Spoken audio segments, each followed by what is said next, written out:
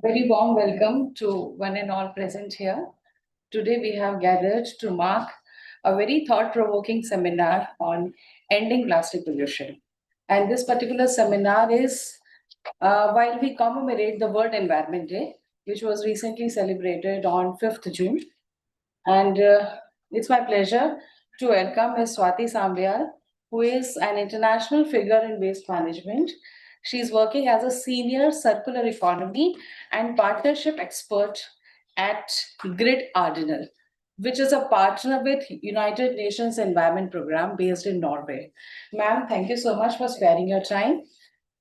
I also welcome our Professor MSS Raju, Vice Chancellor in charge.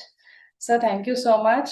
Your visionary academic leadership has always inspired us, and we look forward to hearing from you on this very vital issue.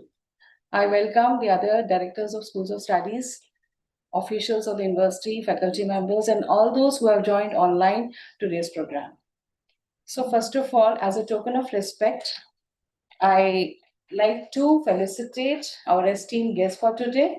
So in this regard, I request Professor Nandini Sinha Kapoor, Director SOITS, to present the sapling to our eminent guest for today. Thank you, Dr. Diksha.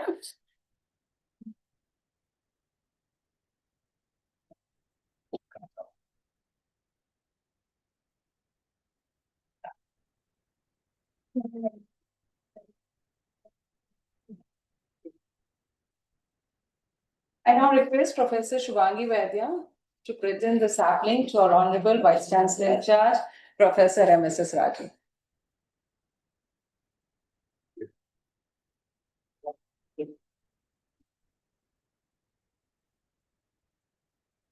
Thank you. Both of you are lucky. Thank you so much, ma'am. This sapling is a symbol of growth and sustainability so that we move towards a greener planet. Beginning with the function, now I request our director, Professor Nandini Sinha Kapoor, to formally welcome you all and present the welcome address. Can I second? Namaskar to all of you, and a very good morning to all the esteemed participants.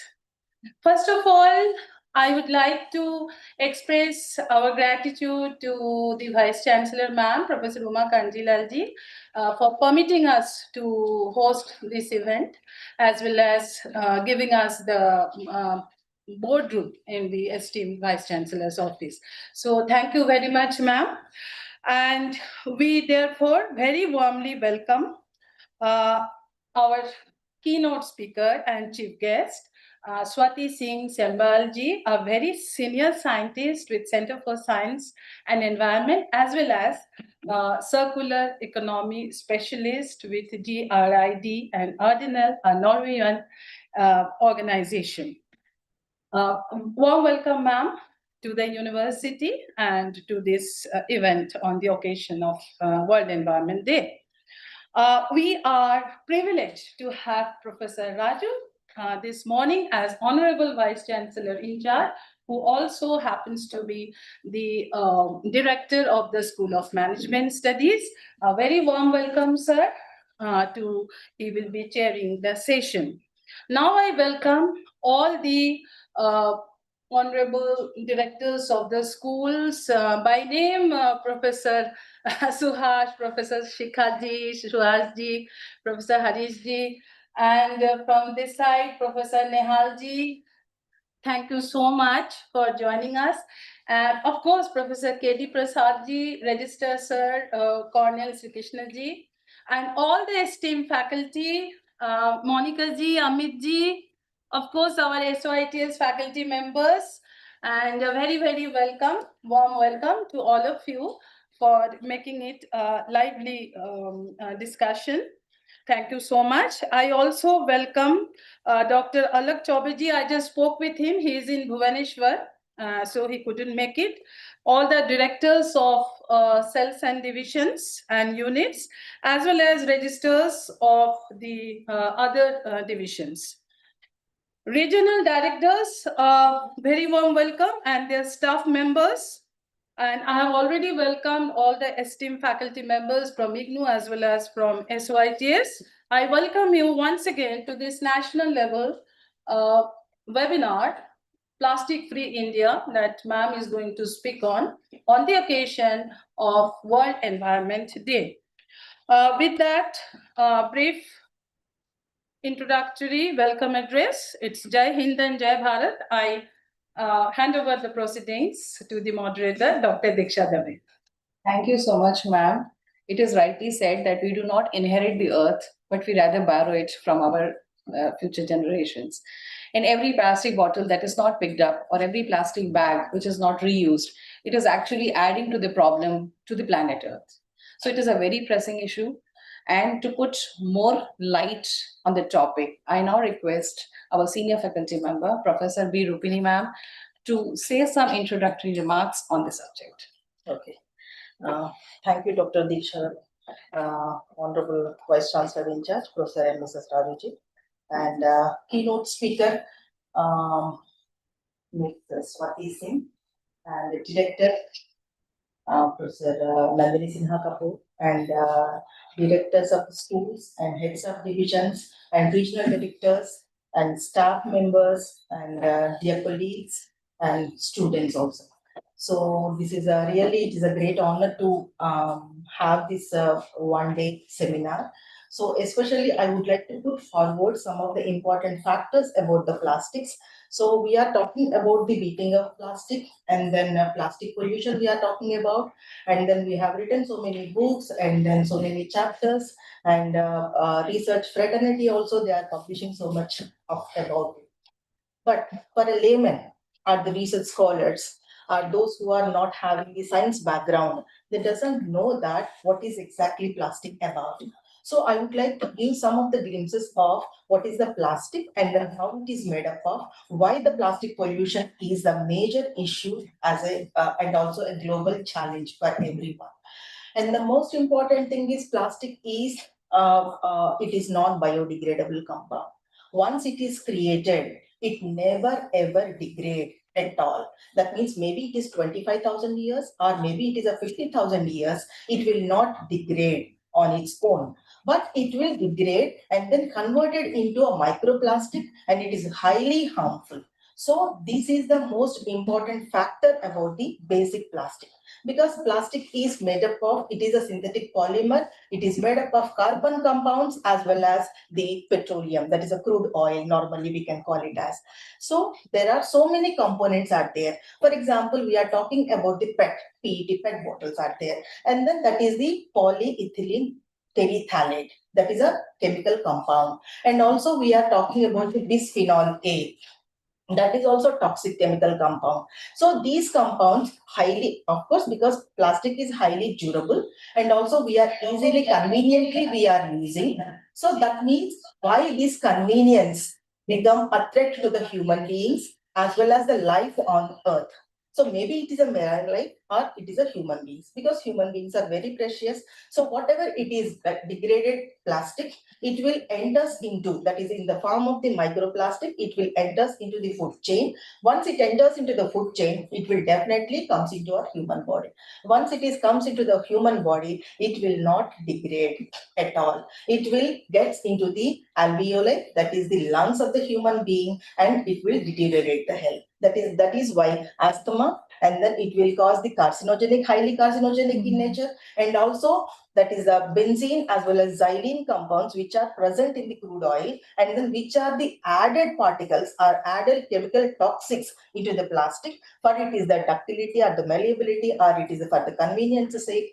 So that is why whichever is having the less than 5 mm, that microplastics will enter into our body. So that is highly toxic in nature.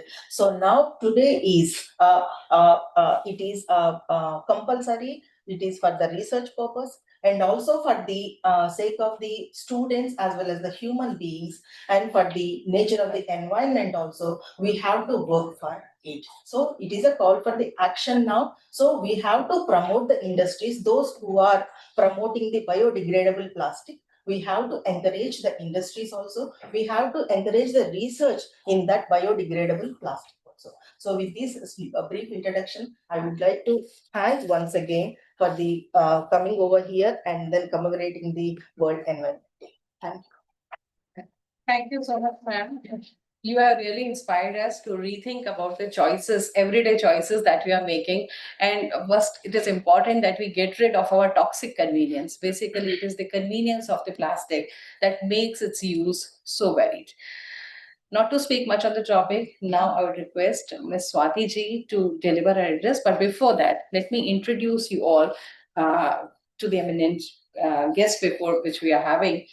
She is a senior circular economy and partnership expert at Grid Cardinal, which is a United Nations Environment Program located in Cardinal.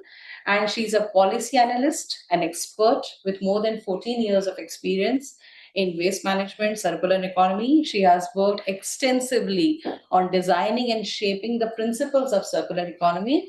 Earlier, she was associated with Center for Science and Environment. She was heading the division of the waste management. She has worked extensively on marine litter, plastic pollution, sustainable development, and so on and so forth. Ma'am, it's a pleasure to have you here, and we are very keen to listen to you on this topic. Thank you. Thank you so much.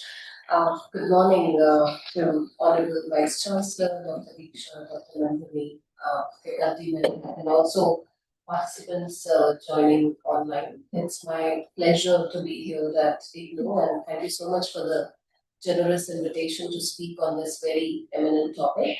As Dr. Deeksha mentioned, I represent a Norwegian environment entity. It's called Grid Arendal. It's a small town, a small UN town based in southern Norway. And we've been historically a UNEP partner close to over 35 years. We have a cooperation framework with United Nations Environment Program, but we also come under the Ministry of Environment Norway. So Norway sort of leads the mandate around plastic pollution. So that's something that we very proactively do bilaterally with other governments, with other NGO partners, but then also with UNEP. I've been, professionally, I've been working on this topic for over 14 years now.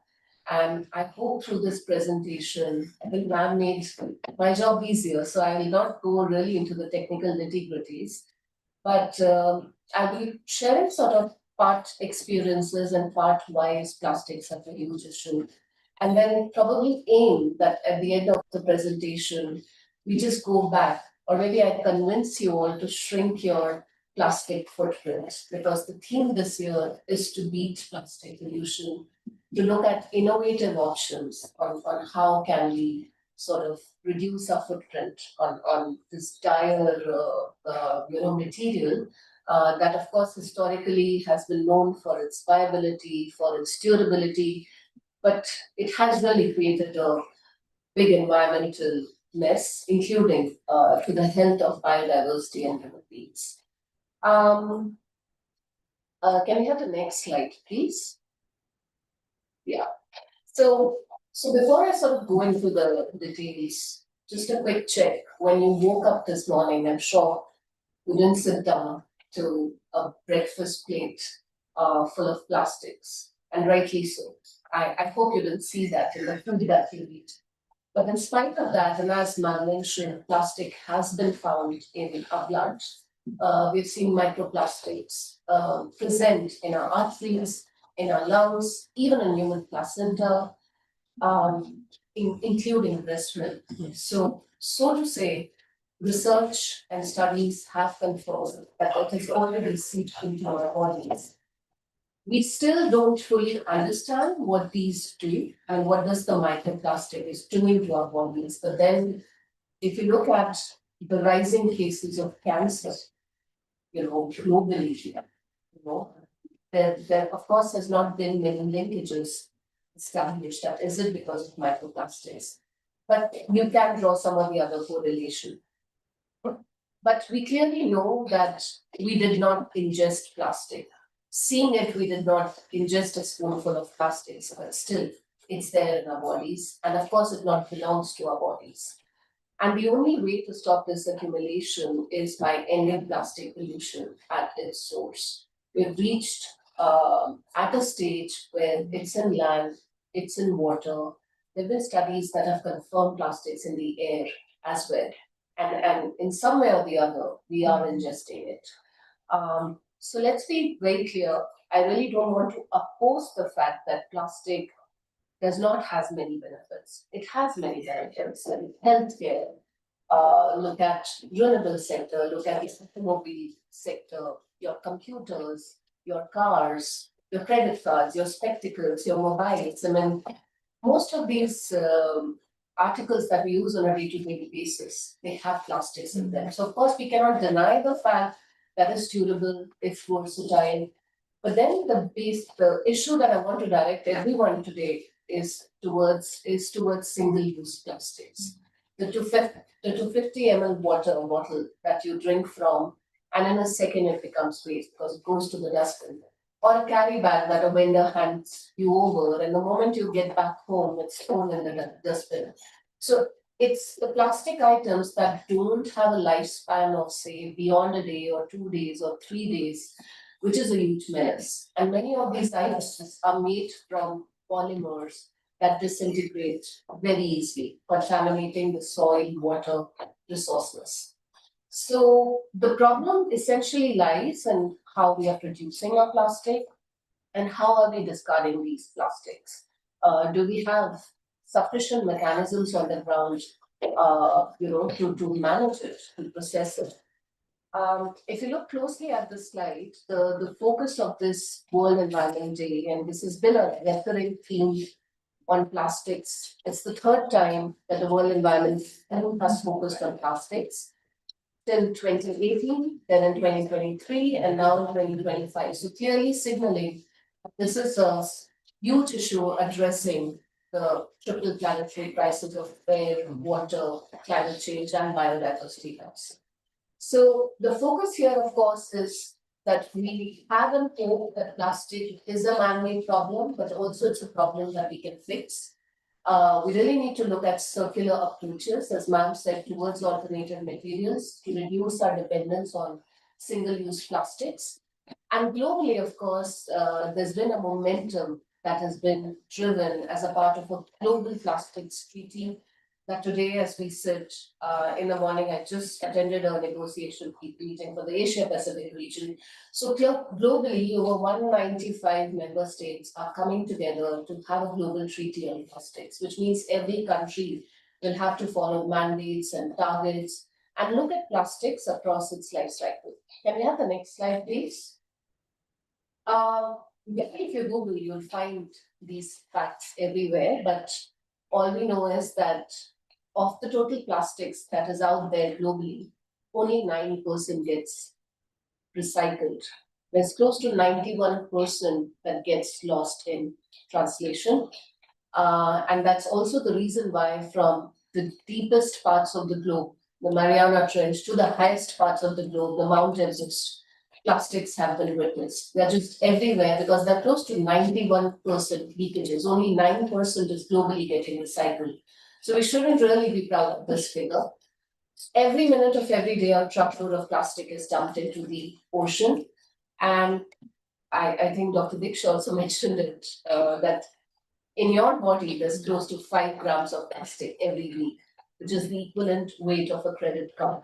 So I think we really need to check our plastic consumption, that with our fruits and vegetables and the water and the juices that we drink, are we consuming plastics?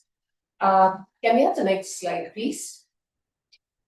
Every year, close to 11 million tons of plastic leak into aquatic ecosystems. I'm giving you the most updated figures from United Nations Environment Program.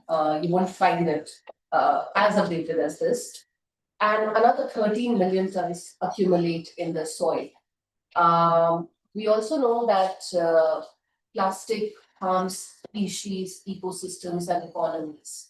Of course, there is privatization of the sector, but in many of our countries in the global south, there's a huge informal workforce, the recyclers, the aggregators, the traders, that are an important part of the plastic value chain.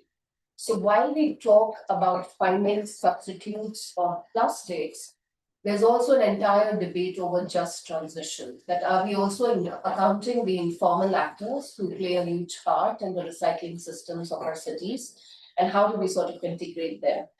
The sort of loss and damage that plastics cause to the environment, if you have to account for it, it's close to 281 trillion USD by 2040. There's an estimation. That's the amount of damage it does to the economies.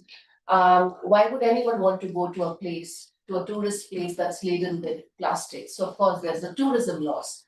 Why would you want to go to contaminated rivers? I feel in India we have many examples, of river pollution from plastics, from e-waste, from a range of activities around waste that happen around riverbeds. But this has also been found globally in many countries. It's not just India. I think it's close to some 100+ countries which are struggling from, river pollution due to plastics. Of course, flooded communities. Urban flooding has become a phenomenon over the years, and when you really when planners or when experts really go down on the ground that what's the cause of urban flooding? I've worked in Bihar extensively, and every year knows Patna floods. And the main reason for Patna flooding is choked drains. But if you see the drains of the city, most of them are choked with single-use plastic. So, of course, it contributes to flooding. And of course, fishing communities. I mean, there's a figure that says by 2050, there'll be more plastics in the ocean than fish. But then this is happening in real time when fishermen are fishing, when traditional divers are sort of diving into the sea to harvest fish and to harvest the gifts of the sea, such as sea kelp or urchins or other things, they are ending up finding plastics. So this is all happening in real time in front of us. But clearly there's a way ahead, and there is a very positive momentum to abate this issue. As I said, the world is moving together to end plastic pollution. In 2022, the United Nations Environment Assembly gathered all the nations of the world to negotiate on an internationally legally binding instrument on plastic pollution, including in the marine environment. The last meeting was held in Busan in Korea, and the next one is due in August in Geneva. And negotiators basically, which means 195 countries, the ministries of environment of close to 195 countries, they're getting together to have a legal binding instrument which ties countries globally to tackle this issue of plastics, but across its life cycle. So we're not just talking about waste management, we are also talking about change at a polymer level. We are also talking about shifting industries to more systemic, less polluting options for plastics. And also looking at standardization of plastics. I think that many countries, well, India has a very robust plastics policy, and I may brief you about it probably in the next slide.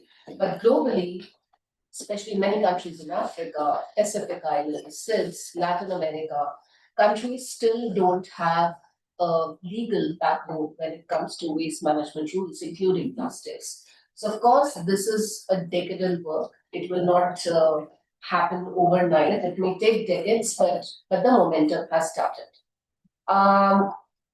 If you see in the next slide, my motive is not to, sort of shock you, but these are some field pictures.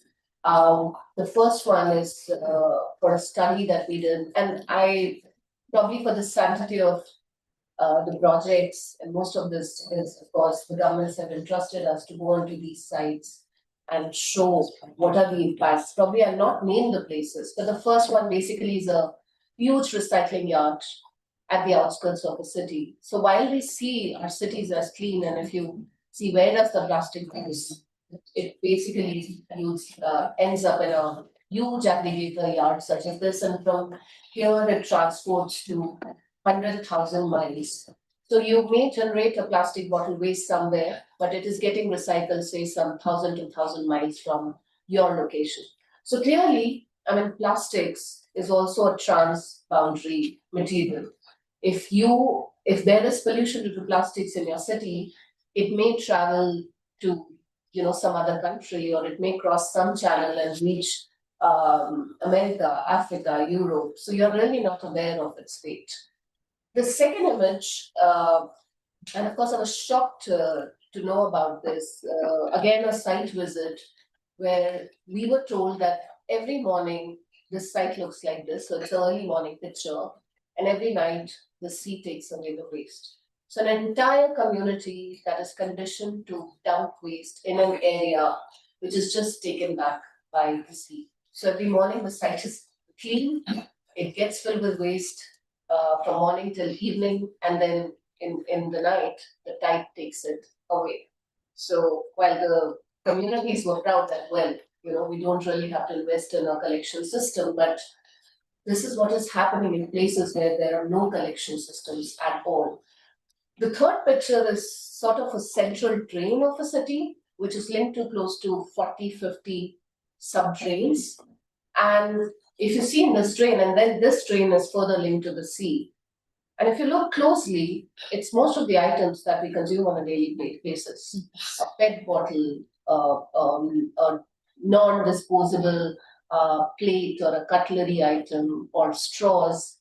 So I feel, why I wanted to show you this is while we use items which are plastic, we really are not aware of the journey that they make, or where are they ending up, probably to such places and then back to the sea.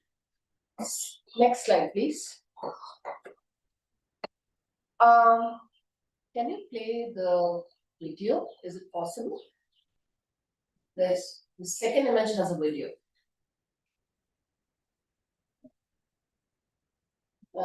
If you scroll down, maybe a bar will come. If not, it's okay. So, can you go back? Yeah, that's a recent study that we did, and of course I can talk about it because it's a published report. We did this work with government of Sri Lanka. We led a project with IUC in Sri Lanka, Central Environment Authority in Sri Lanka, the Ministry of Environment in Sri Lanka, and then other forest and wildlife departments. It was a scoping study of a first kind. It's never been done because normally you look at plastics from a very pollution point of view, but you really don't look at, most of the issues that are with plastics are looked from silos. So health, biodiversity, but here for the first time, we traveled across Sri Lanka in the period from September to October, various parts of the island, where there were waste processing facilities. It was shocking to see that many of these facilities that were there, as we all know, there's a huge NIMBY syndrome that exists, in our countries or in our cities or communities, where of course we don't want anything related to waste closer to our nearest facility. So often it gets dumped a few 20, 30, 40, 50 kilometers away. In this case, I may not talk about the entire study in this period, but I'm happy to share the links of this work. We went to this place, which is a very famous biodiversity zone in Sri Lanka. It's called the Yala National Park. Typically, if you go there, a tourist has to pay close to 200 USD to enter the national park and sort of to witness the wildlife there. This place has close to 50, 60 or 100 meters outskirts of the Yala National Park, and what we saw, what the wildlife department told, and if you Google animal behavior changing due to plastics is becoming a huge issue in Sri Lanka because the interference of biodiversity due to or the interference of man-made interventions in biodiversity is 100% in Sri Lanka. So wherever you go, you will 100% spot biodiversity. So whatever the impact is there due to man-made reasons, it's 100%. And it was shocking to see that this herd of 50 to 60 elephants, they have become habituated to come to the spot every day from the jungle and consume plastics. The video basically has a zoom shot of a mother elephant feeding its baby calf a plastic sheet. So what the experts told us was that this has become a norm. It's become normalized behavior. And when a herd, an elephant being such an important and intelligent species in the entire ecosystem, when an elephant becomes habituated to eating plastics, it will get passed down to generations. So it's not just a matter of day. This is happening every day. And of course, we had several such shots, and of course, we also went to several sites where we saw a lot of species interference. For instance, there's this place called Nuvarelia, again, a very prominent hill station in Sri Lanka. Now, the species of a monitor lizard is getting impacted because there's a dump yard right in the middle of a forest reserve where, because of the waste, monkeys and crows have started coming to that site, and now it's littering. It's sort of leading to dwindling population of this monitor lizard species. So, I mean, we're not deep diving into it, but just to share that probably these are not things that we get to witness up closely on a day-to-day basis. I'm happy to share this report and this work with Dr. Deeksha, but what we're now doing with the country and also trying to take some inspiration of the work that has happened in India, say a lot of work, a lot of good practices that have happened in Tamil Nadu with the Western Ghats. So we're talking about a bilateral work that India and Sri Lanka can do to conserve biodiversity and sort of reduce the impacts of plastic pollution and how. Next slide, please.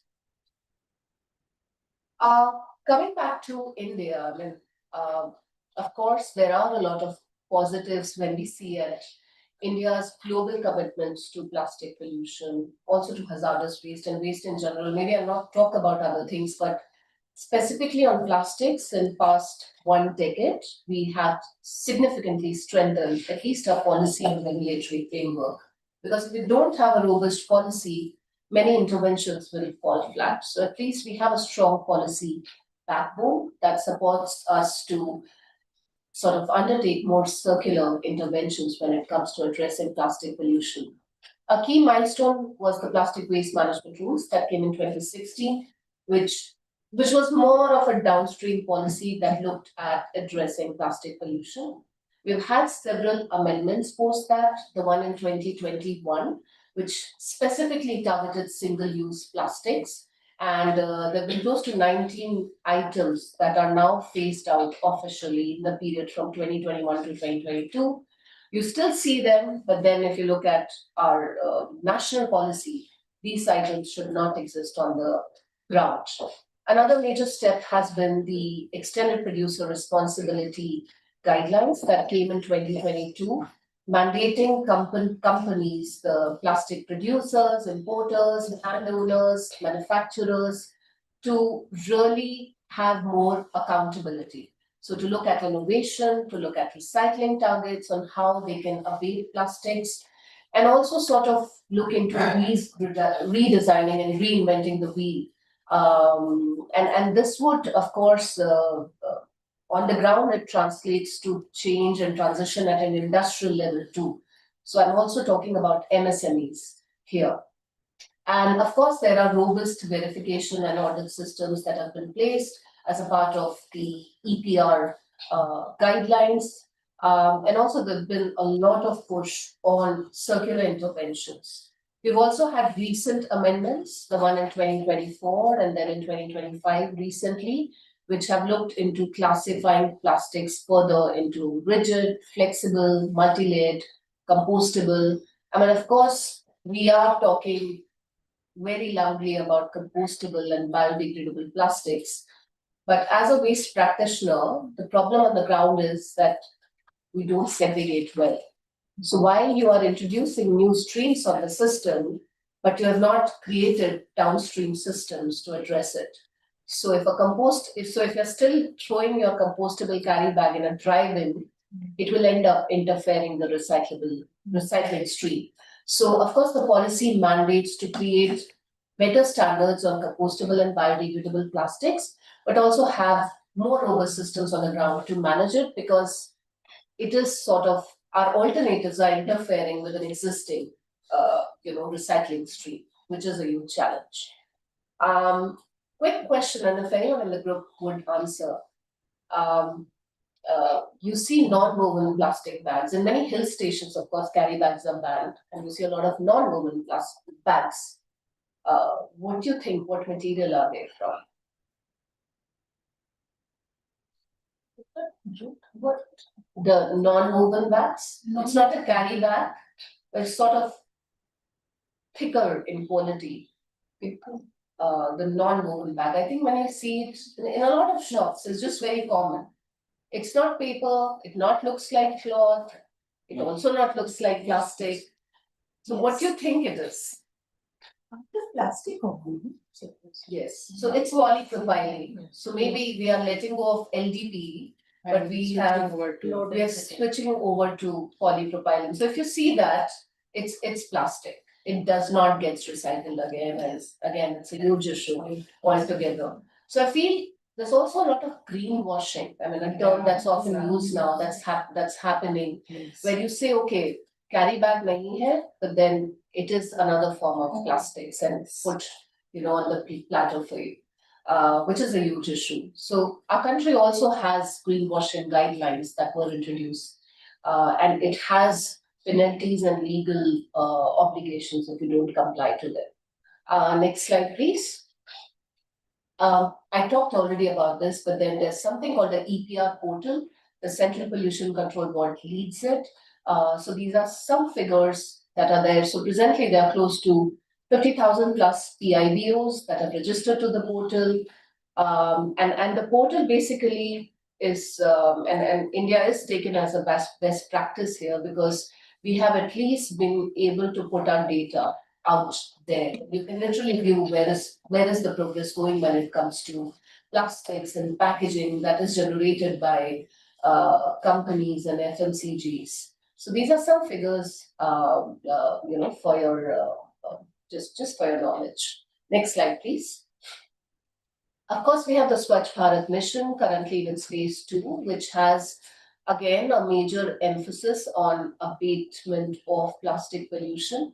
So one, of course, is 100% source segregation of waste that the mission really has been promoting past many years now, but then also emphasizing cities to look at reduction of single-use plastics and look at alternatives of plastics wherever possible, and if they are locally available, I think that's the best.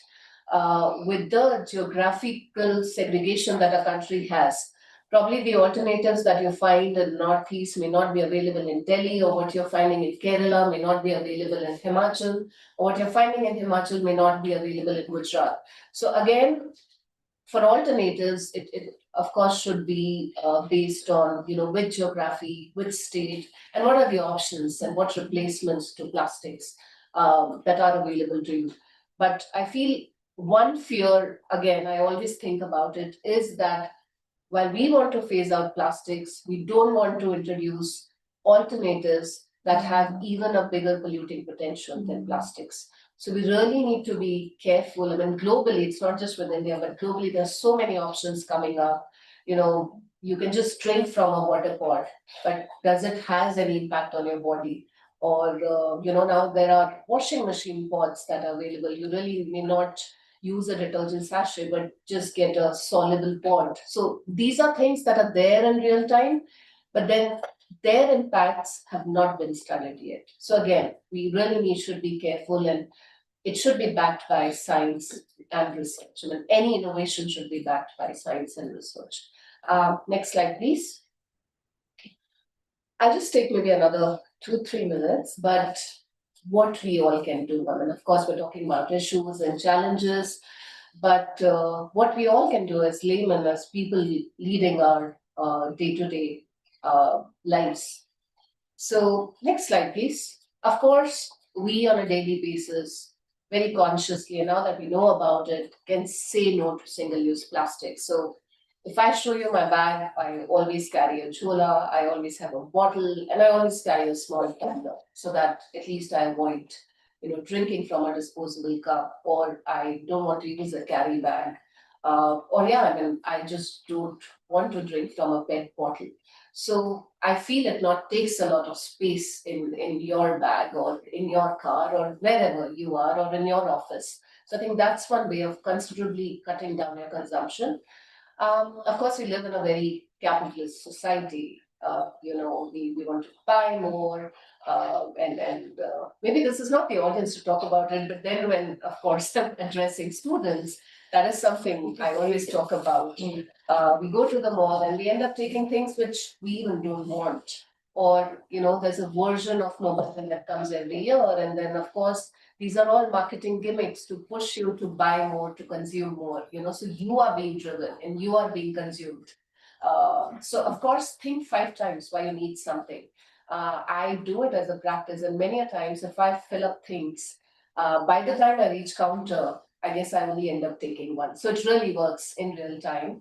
Try to buy local, support local if possible. Avoid fast fashion, of course, because there is blood on a Zara t-shirt or an H, and of course I can openly speak here, but there is literally someone's blood on a Zara or a H&M or a fashion brand that you wear, because probably they're selling that material to you, say for a $10 or a $15, but the person who made it, probably they are paying that person less than $1, a few cents to make that t-shirt. So think multiple times before you consume these brands. There are enough documentaries who have put it out there, why you shouldn't buy from fast fashion brands. Switch to zero waste products. I've seen in real time people getting really severe diseases, and these have been friends and professionals in the sector as well. And a lot of time when you go to a doctor, they say it's because of the chemicals around you. It's because of the disinfectant that you've been using to mop your floor. It's because of the detergent that you got this skin allergy, because, well, it contains chemicals, or because it's the shampoo or the soap that you're using that led to this allergic reaction. So, of course, post the pandemic, there's been, of course, hygiene is important, but there's become an increased awareness about cleaning surfaces and keeping it all disinfected, but then be conscious about what chemicals are there in it. Try to go for biodegradable options. I feel we're really lucky to be in India because I am a zero waste advocate, and at least in my immediate surroundings, I try to consume less, but also try to use less chemicals wherever it's possible. And if you look out, such options are available: a biodegradable detergent, or a packaging-free soap, or a clothing or a dishwashing liquid that does not contain chemicals. If you just look around, maybe those options are available as of now. So do look out for them, because the chemicals are really coming back at us. Of course, electronics waste is such a huge issue. Also an issue because 95% of these sectors are informal in nature.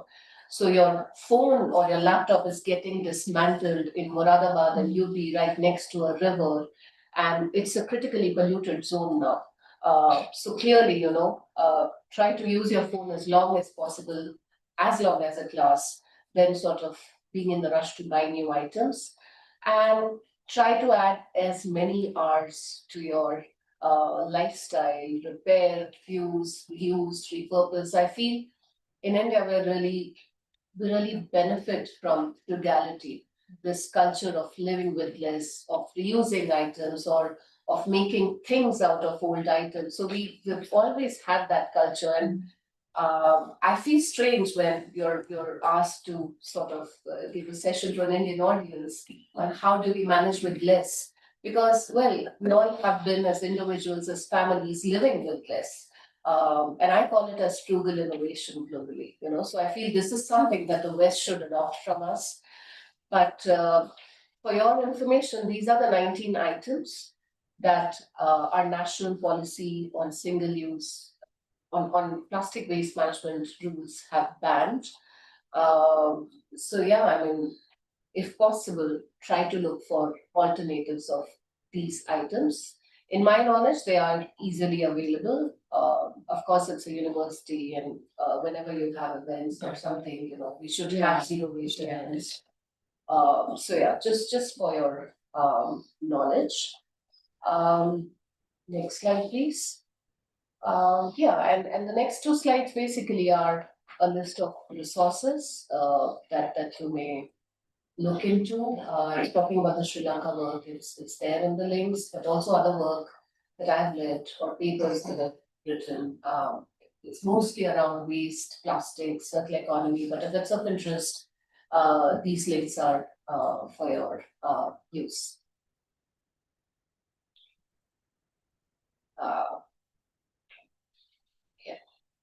Yeah. Next slide, please. So I hope with this, I have motivated you maybe, and a bit or an iota on reducing your plastic footprint. But if you have any questions, if you have any suggestions, if you're doing anything in your personal day-to-day life, please, I'd be more than happy to know about it. Thank you.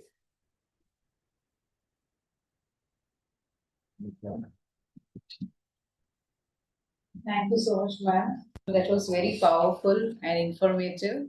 And the change begins with the awareness, and you have really made us aware.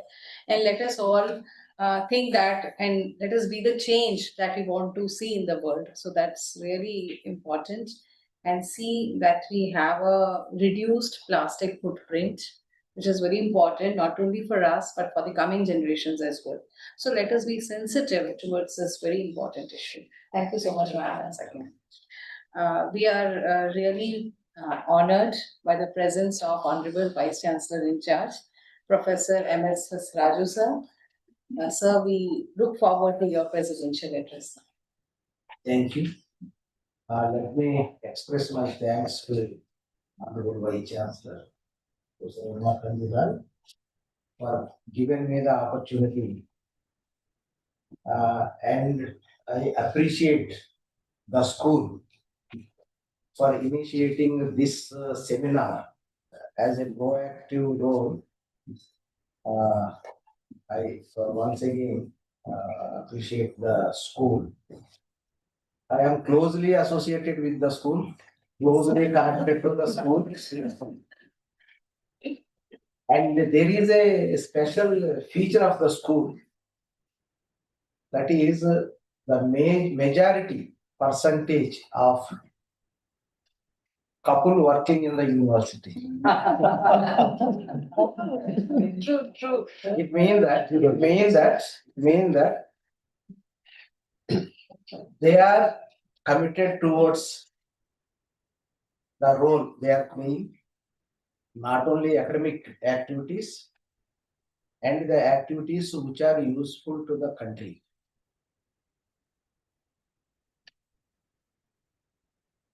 I thank to the presentation for seeding the thought provoking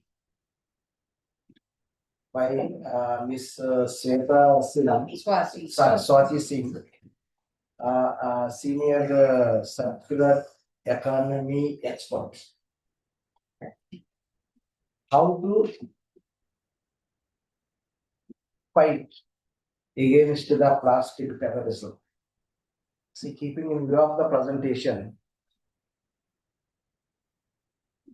there is a lot of fear among all of us. We are looking this kind of disaster is a plastic terrorism. And there is no doubt, see, I belongs to the business management, and this subject is health point of view. So both business and health or environment are the siblings with contradictions. Because as a domain of knowledge, I used to look for the profit oriented. That is how to increase the GDP and gross national income. This school, having the discipline of environmental sciences, look for the HDI, Human Development Index. See, Swachha Bharat and the Viksit Bharat. Swachha Bharat is the way to reach the Viksit Bharat. And our greatest challenge for the Viksit Bharat is how to increase the HDI. Because reaching the gross enrollment, gross domestic product or gross national income is not a big issue, but HDI is the big issue. Now, having confined to this subject, after having 40.5 years of experience, this is a new subject for me. I am happy here having the registrars, directors of schools, and the faculty for having the opportunity to listen the important subject which is useful to our health and the community also. Now I am slightly recollecting when we used to travel from Faridabad to here every day, we used to see so many cows side of the road, and we used to see some of the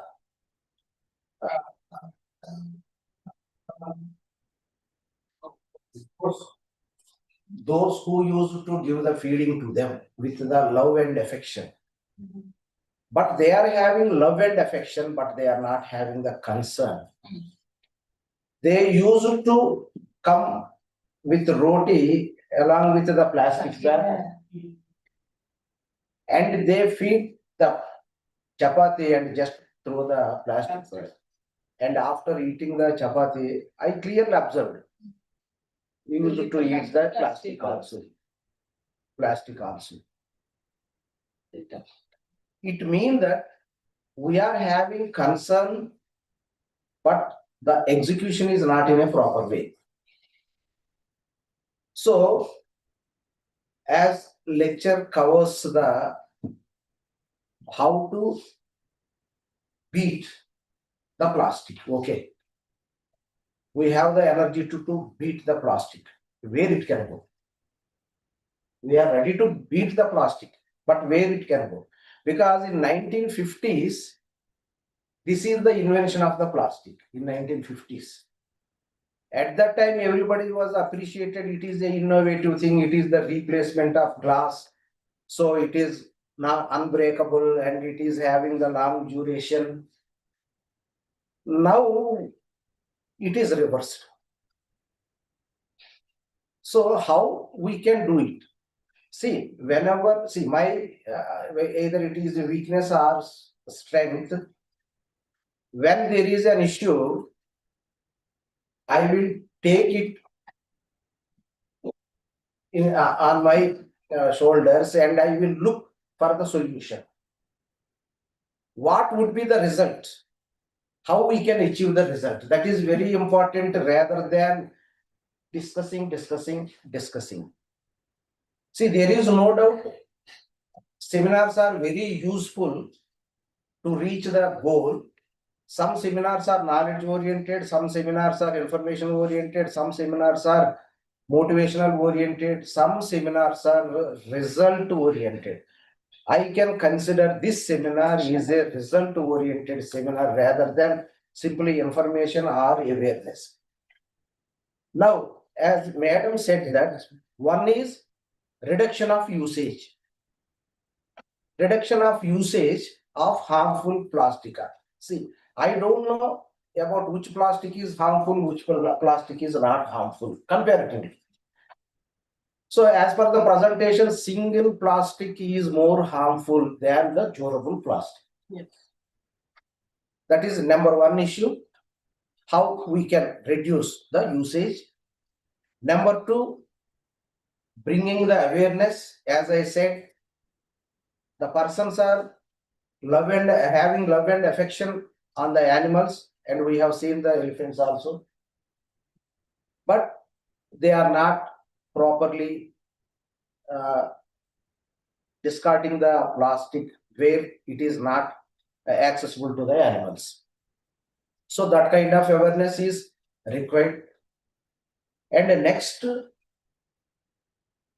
it is the time to stop the industries to manufacture the single use plastic. So as a business point of view, it is very difficult because they have invested, they have the huge plants, plant and machinery. So who will compensate that loss? Therefore, it is the time to assist, support and encourage the non-plastic single-use items. Next, we have to encourage the non-plastic package, because package is the major issue to replace the plastic. Then it is the time to stop the production of the single plastic.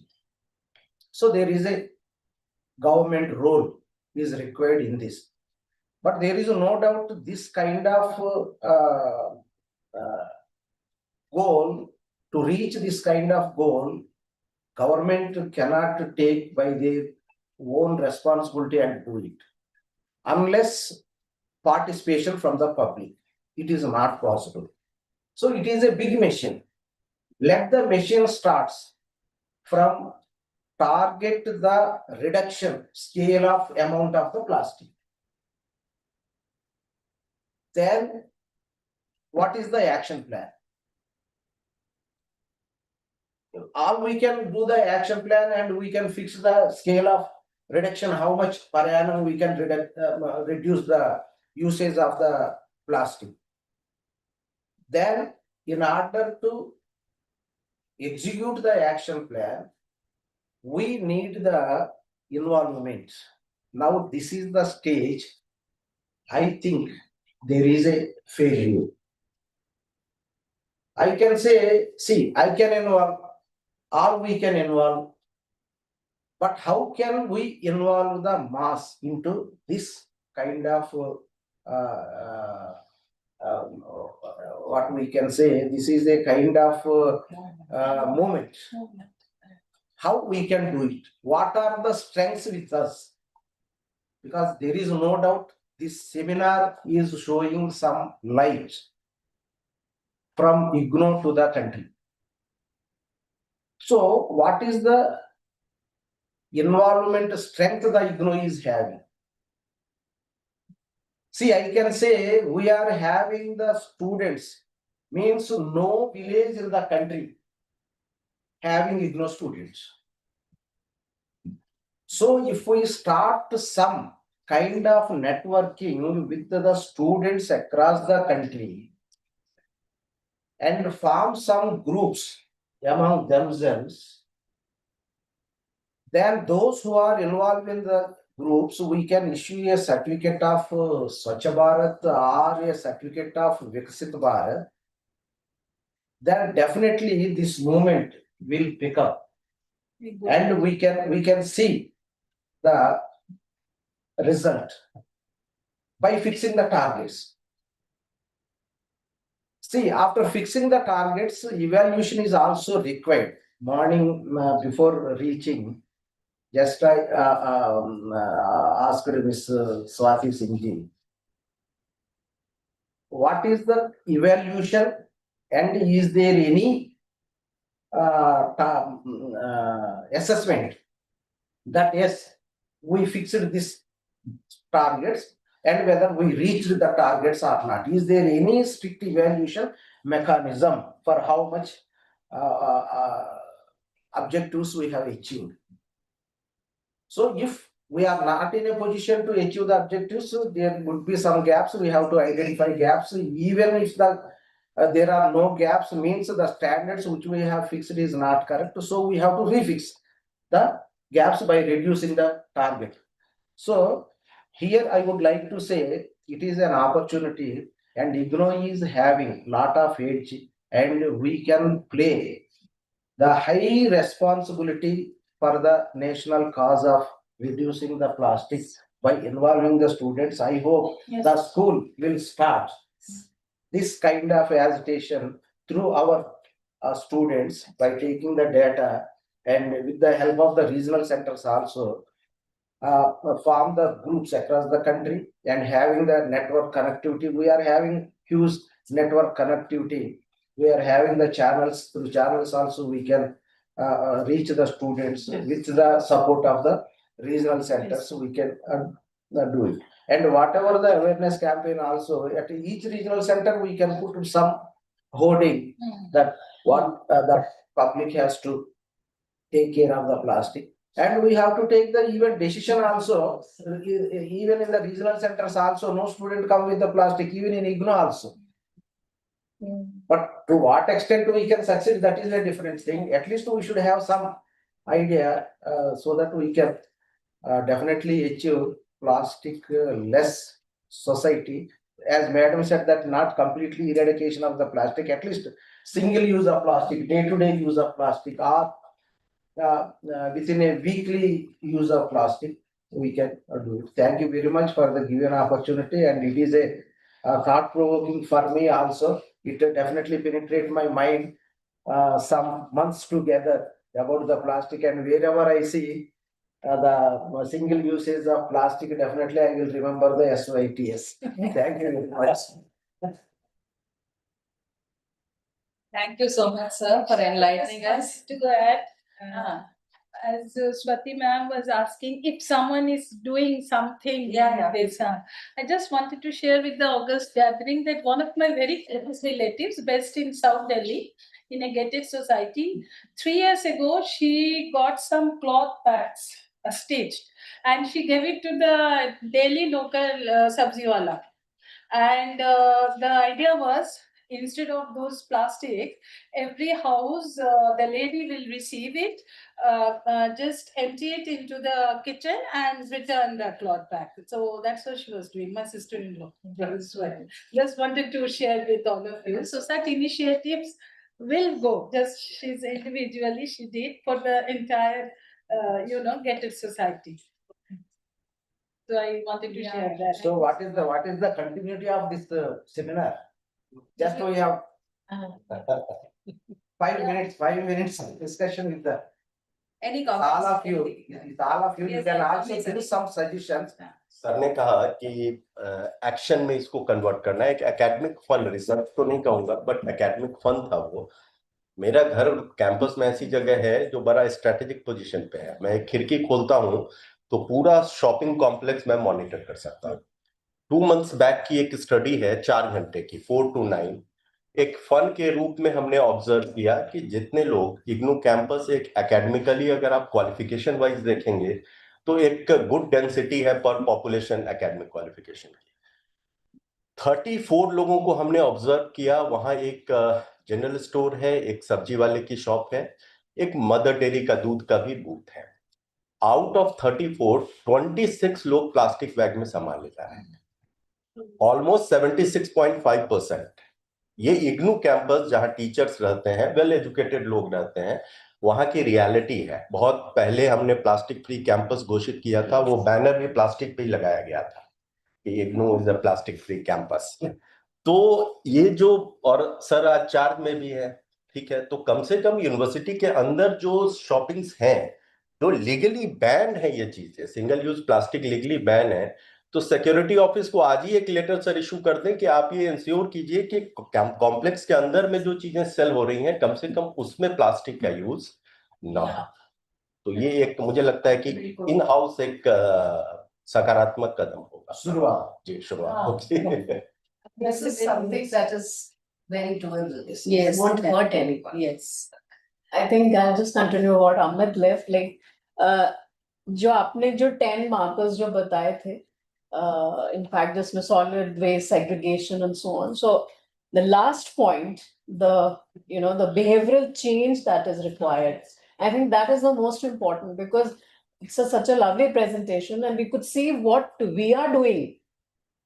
Keeping a bag in the vehicle that we are using, or whether we are not using the single use, yeah, whenever we order from the restaurants and all, whether we are going for plastic cutlery or we are not taking them, and so on. So these are, for example, the detergents that you said, the substitutes are coming, and so on. So that presentation, the last one, was very nice in the sense that what we are doing.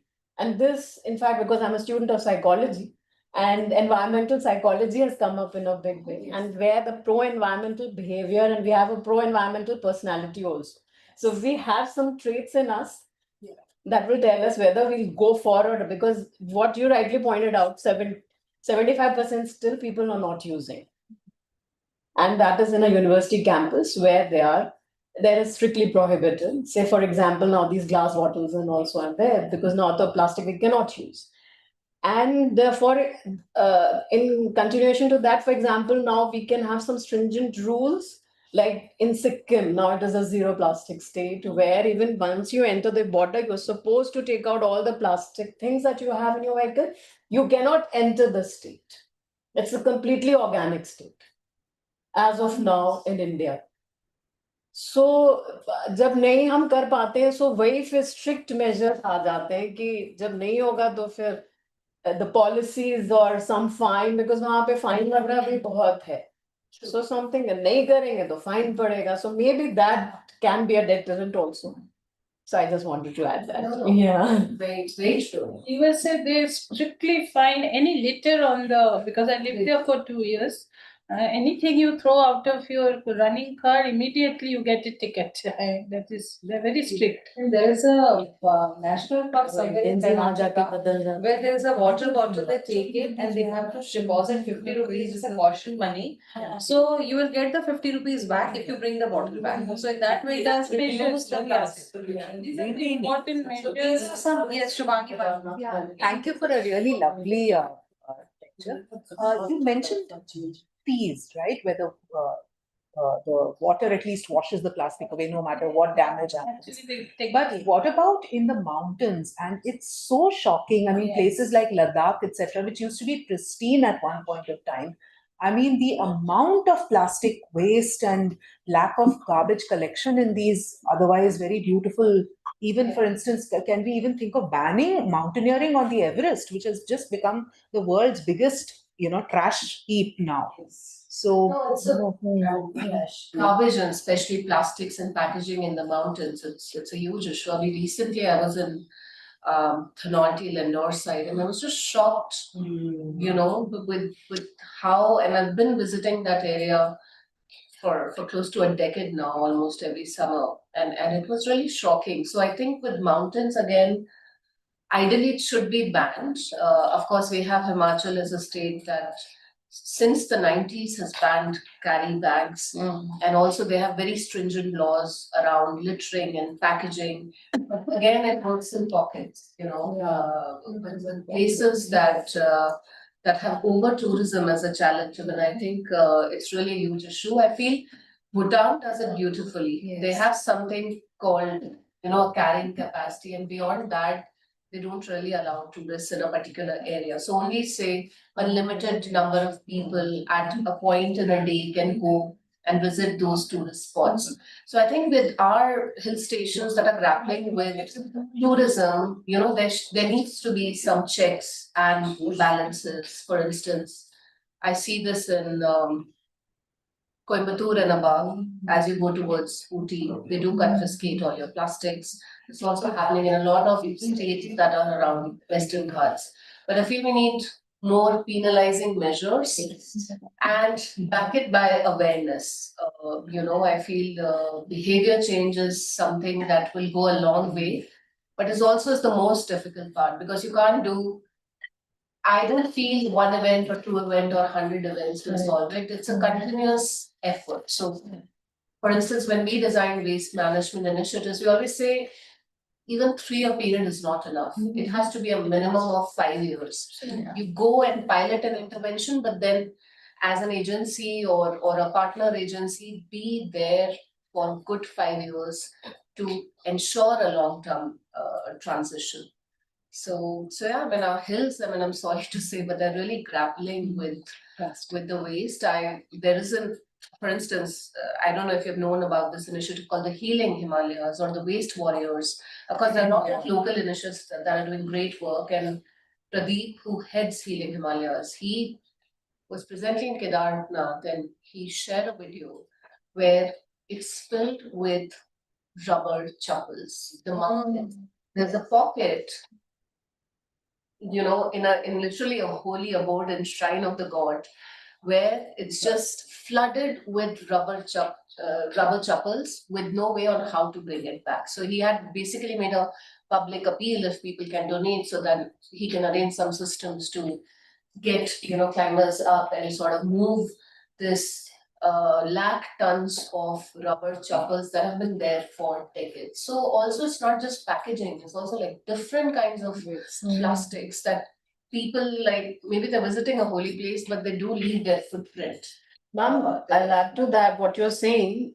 Plastic ke saath mein, ma'am, clothes are now a biggest challenge. You know, the fast fashion that you quoted, sorry to say. No, But all these companies, they're based in Europe. Yeah, Zara, H&M, MS, IKEA and all, they're based in Europe. Even in the Mahakumbh that we had this year, that was the biggest challenge, people leaving their, wet clothes. And there is some no. Textile is a major. So it's pollution. the major plastic, but there should be, because you are attached to UN and all, there should be some schemes or something where जैसे कुछ आए हैं, there are some enterprises who have gone for recycling of clothes and so on. Reuse, even now the Uniqlo and all, they're coming up with that.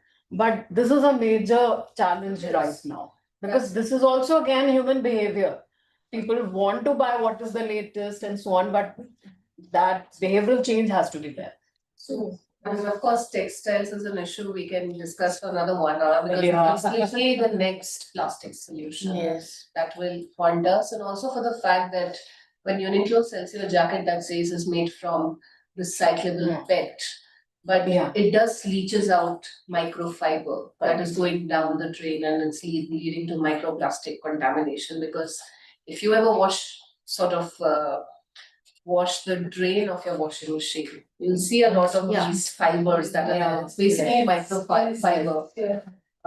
And any item that's made of polyester, viscose, all these fabrics that are there, you're basically wearing plastic in a very transformed avatar. So I think textile pollution, again, is an extended form of plastic pollution. And of course, with India, I feel there's been a lot of awareness around it. I see a lot of initiatives in cities that are happening, but also the Ministry of Textiles that has a very forward-looking approach on it. So I feel if we talk about our country, a lot of work and a lot of projects are happening, but not to say that it's not a challenge to mitigate. Not as vast as plastic pollution, but is something that if we don't take care of in the earlier stages can become as big as plastics is. But two things I want to ask you.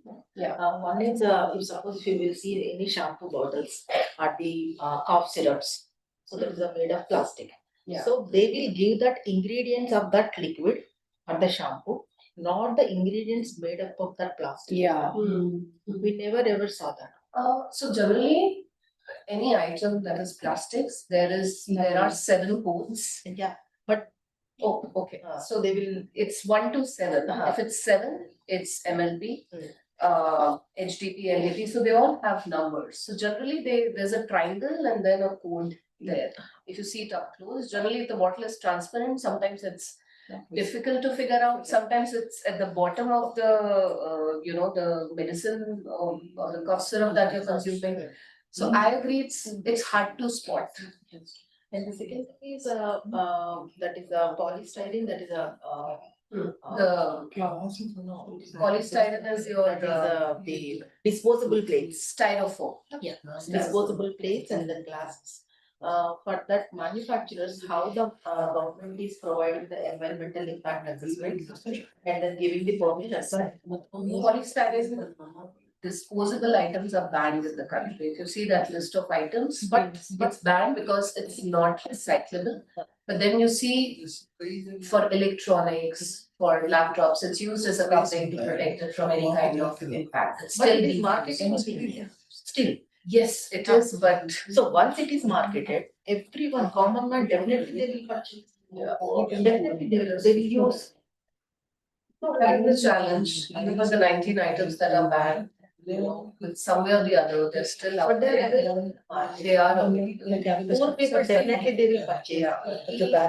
You know, with Delhi also, we've had plastic bans since decades now, it's been over a decade. And whenever there is this inspection team that visits community centers and shops, so everyone hides or they put some challan, but then everyone has a way to get out of it. So I think we also need to design the systems in a way that if you are a violator, there's no way out of it. You know, you will not spit in Singapore or you will not throw a plastic item in US because you worry about your life, that you'll be slapped $100 fine. But here, I feel when I was a part of the High Court committee that drafted Delhi SWM bylaws. And the discussion that we were having while finalizing the penalties was that anyone can get away with a 50 rupee penalty. No one really bothers. Everyone will love to violate and just pay 50 rupees and get away. And that's like a very basic mindset with, you know, everyone. That there's a way out with penalties. So I feel we really, like in the Orwell's best practice city, over the years, last 6 year, you know, and my husband has presently, then I was checking him, do you see anything? Do you see garbage? He was like, oh, it's spotless. So they have gone down to the lowest denominator. They have changed behaviors. They've really made an effort to do that, but then has backed it by strong penalties that you can't afford to violate. So I think that's the system we need to create, because if everyone feels we all have a way out, oh, it's just 50 rupees, it's just 100 rupees, it's never gonna get implemented on the ground. So since you were in this committee that was drafting the bylaws for Delhi, could you come up with an alternative for all these vegetable vendors when they use single, you know, they have those single-use plastics? They're not supposed to. They're not supposed to, but what is the alternative? These are poor people. Yeah.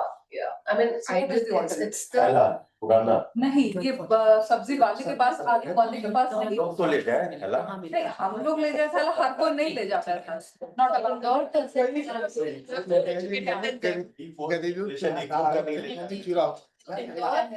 it very beautiful. The awareness is that the customer has to Yeah. catch the cloth. One part is the customer. What I have seen is there is a whole vegetable market that goes on in various Cloth places. bags to Big the Mummy, vegetable vendors. Auntie. There are various places where they have a Yes. full-fledged market. Yeah. और वहाँ पे smuggling की तरह single use plastics जल्दी से आओ, पीछे वो गाड़ी वाला आ रहा है, somebody is coming to check, छुपाओ, फिर आ गया, चलो 2 किलो. अब आलू is something which you will not like to put in your bag, आपका सारी सब्जी गंदी हो जाएगी. So आलू you will have to carry in a plastic or some other bag. So either you be so aware कि आप 2-4 bags carry करो. नहीं कर रहे तो वो ऐसे छुपा के देगा, क्योंकि उसको उससे बचना है. और वो लोग ब्राइब भी लेते हैं. बहुत तमाम तकलीफें हैं. So is there an alternative? But I've seen this in Chennai, I've seen this in Indore as well, that there, all the vegetable vendors, there's something called a 10 rupee barter system. So if I come to a ठेला, ideally I'm to carry my carry bag or carry bags, but then if I don't have one, I can have a spare, and then the municipality has provided, you know, these vendors as a part of a scheme where they collected bed sheets and curtains, you know, like all kind of waste cloth from societies, and then they made like lakhs and lakhs of cloth bags, and then they distributed like 100 each to the vegetable vendors. And there's like a barter scheme. So if you are the vendor and if you give me your cloth bag and I don't have enough, then I pay you 10 rupees. I can choose to keep it with me, or I can choose to give it back to the vendor and sort of take my 10 rupee back. So I feel we need to, and this is also worked in Tamil Nadu. I don't know the name, the local name of the scheme, but then they have these reverse vending machines at sabzi mandis, etc., where you can just sort of go to a kiosk for 10 or 15 rupees, take these cloth bags. When you're done, you can return it back and get your refund. How soon can we नहीं, start this पर in Delhi?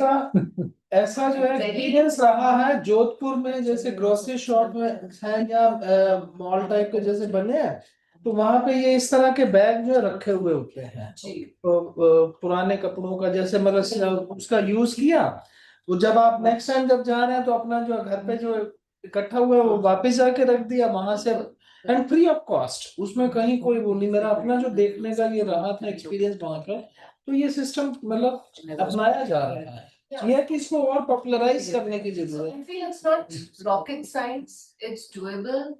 Wherever there's a will, wherever there's administrative support, where there's a very strong political push, these things are happening. But where people have a way of getting, as you said, these people just sort of hide their bags. And so again, I think it's also a problem about ensuring compliance.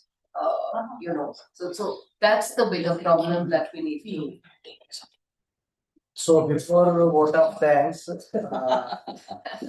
since I am representing the university at this point of time, I request Miss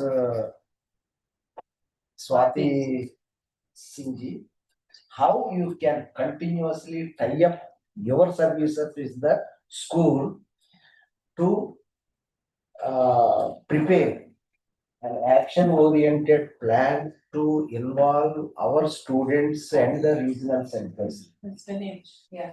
With your continuous Monitor. support and monitoring and help, because your network is very high.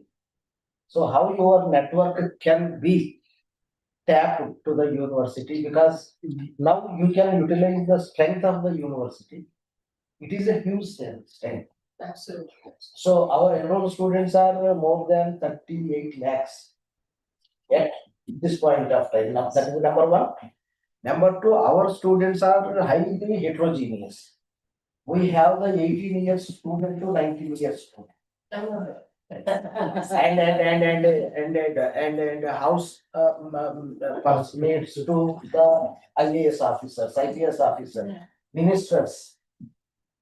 So this is the time we have to touch each one to play their role to eradicate the single-use plastic at least.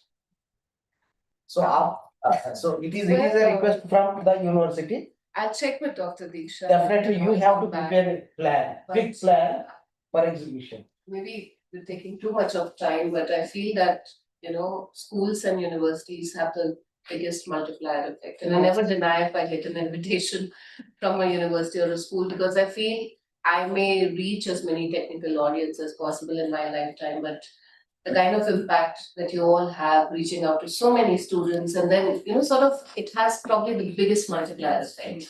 And you can never beat that in your lifetime. So we can always discuss ways on how to collaborate. Yes, And I'm very happy. And I also request the director SOTS to prepare a plan of action plan, along with some recommendations to various. Honorable VC in charge has already given us so necessary action.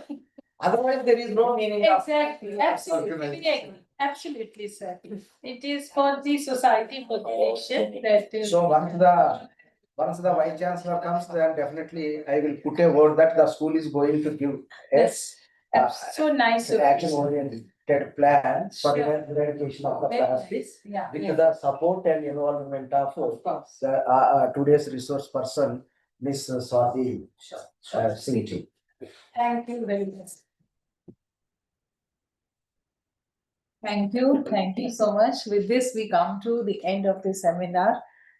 Thank you, first of all, to our Honorable Vice Chancellor, Madam Professor Uma Kanji, for giving us an opportunity to organize this event. Thanks to Swati ji for the informative session. It was very lively, very engaging, and it was very useful, and we look forward to the future collaboration, as Sir said, so that we can reach out to our students and we can phase out the plastic from our immediate vicinity at least. Thank you, Raju sir, for the direction that you have given. And definitely we will live up I got the direction from you.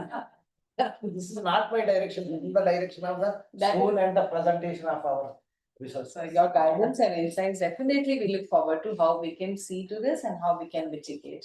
Thank you, all the participants for the lively discussions and putting your views together. Thank you, those who have joined online. Thank you so much, everyone.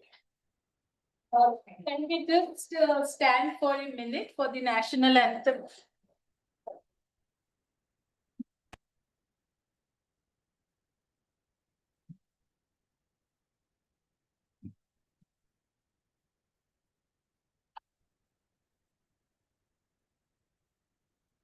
जनगण मन अधिनायक जय हे भारत भाग्य विधाता पंजाब सिंध गुजरात मराठा द्राविड उत्कल बंगा विंध्य हिमाचल यमुना गंगा उच्चल जलधि तरंगा तव शुभ नामे जागे तव शुभ आशीष मांगे गाहे तव जय गाथा जन गण मंगलदायक जय हे भारत भाग्य विधाता जय हे जय हे जय हे जय जय जय जय हे Thank you. Yes, sir. Okay, we'll have a group photo. Please come and join us.